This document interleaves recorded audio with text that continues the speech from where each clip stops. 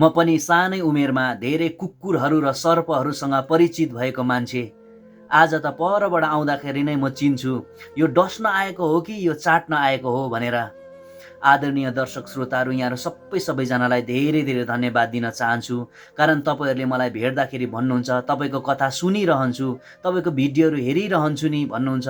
कतिजनाले तपाईँलाई त मैले युट्युबमा देखेको नि, कतिजनाले भन्नुहुन्छ तपाईँलाई त फेसबुकमा देखेको नि भनेर फोटोहरू खिचाउनुहुन्छ। यी सबै कुराले मलाई साह्रै बेसी ऊर्जा मिल्छ। धेरैजनाले राम्रो राम्रो कमेन्टहरू गरेर सपोर्ट गरिरहनु भएको छ। देश विदेशमा रहने सबैजनाले तपाईँले मलाई धेरैजनाले कमेन्ट मात्र नगरेर तपाईँले मलाई मेसेज पनि गर्नुहुन्छ। यी सब कुराले मेरो जीवनमा ठुलो मायने राख्छ। तपाईँले गर्नुभएको त्यो थोरै थोरै सपोर्टहरूले मेरो जीवनमा अझै पनि ऊर्जा मिल्छ कि म अझै कथा बनाऊँ भनेर।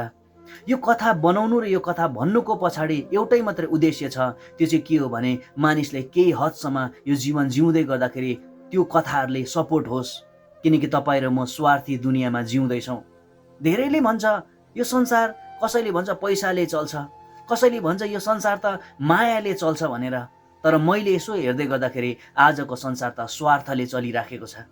यो स्वार्थी दुनियाँमा हामीलाई थाहा हुँदैन, मैले सुरुमा भनेको जस्तै कसले डस्न आएको हुन्छ, कसले हामीलाई चाट्न आएको हुन्छ, हामी चिन्नै सक्दैनौँ। तर यो कथाबाट जीवनमा हारिसकेकोलाई केही हदसम्म जिउने उम्मिद मिलोस् भन्ने उद्देश्यमा म यो कथा बनाउने गर्छु। त्यही कथालाई तपाईँले सेयर गरिदिनुहुन्छ। थाहा छ तपाईँलाई, तपाईँले सेयर गर्दै गर्दाखेरि मलाई त सपोर्ट हुन्छै हुन्छ, तर तपाईँले गरेको एउटा सेयरले चाहिँ कसैको जिन्दगी बनिँदै गरेको हुन्छ। कसै जीवनदेखि हार खाँदै गरेकोलाई फेरि जिउने उम्मिदहरू हुँदै गरेको हुन्छ तपाईँको थ्रुबाट। किनकि मलाई थाहा छ हामीले देखेको यो, हाम्रो यो दृष्टिकोणले देखेको, हाम्रो यो शारीरिक आँखाले देखेको सुसम्पन्नताभित्र पनि चित्कार छ भनेर। माहौलभित्र पनि एकान्तमा कोठा थुनेर रुनेहरू छ। त्यस कारणले गर्दाखेरि जीवनसँग हारिसकेको व्यक्तिमा पनि कुनै कथा पुग्दैछ भने त्यो स्टोरीले उसको जीवनमा फरक ल्याउँछ प्रिय हो।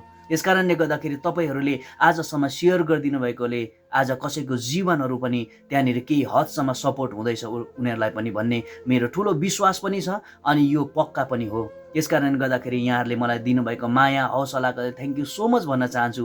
तपाईँहरूसँग यसरी भेट्दै गर्दाखेरि सायद तपाईँलाई मैले यो कुराहरू एक्सप्रेस गर्न सक्दिनँ होला, तर यो भिडियो मार्फत म तपाईँ सबैजनालाई थ्याङ्क यू भन्न चाहन्छु। सायद मैले तपाईँलाई चिन्दिनँ होला, तर तपाईँले भिडियो हेरेर मलाई चिन्नुहुन्छ भने कृपया यहाँले बोलिदिनुहोस् मसँग। यसरी नै तपाईँले भनिदिनुहोस्। यो सानो सानो कुराले पनि मलाई एकदमै ठुलो ऊर्जा मिल्छ। यो सबै कुराको लागि धन्यवाद। अनि फेरि आउने दिनमा म राम्रो राम्रो कथाहरूलाई लिएर उपस्थित हुनेछु। Thank you so much.